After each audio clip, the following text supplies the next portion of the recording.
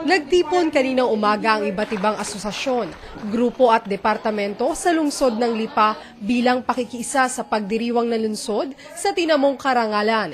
Ito ay matapos pagkalooban ng Seal of Good Housekeeping si Mayor Maynard Sabili ng Department of Interior and Local Government bilang pagkilala sa natatanging galing nito sa pamumuno.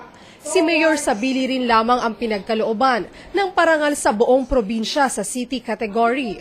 Habang tumanggap naman ng parehong award para sa munisipyo, si Mayor Portugal ng Taysan, Batangas. Ayon kay DILG Regional Director Josefina Castillago, iilan lamang ang pinagkakalooban ng parangal sa buong bansa.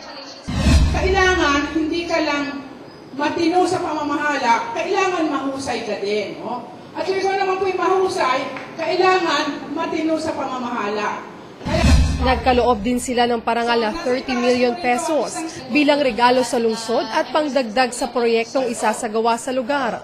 Ayon sa alkalde, gagamitin ang pondo para sa pagpapatayo ng Lipa Sports Academy na sisimulan na ngayong Marso.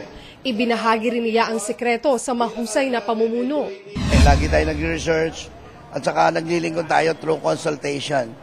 Bumababa tayo sa barangay. Nagkakaroon ako ng barangay visitation at doon ko nalalaman ang mga pangangailangan ng kababayan natin. Then, ibibigay natin, hindi natin i-delay. Yun ang sikreto doon.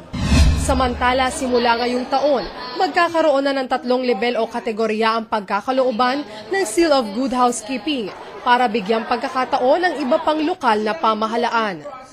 Angelica Tienza, Patrol ng Pilipino.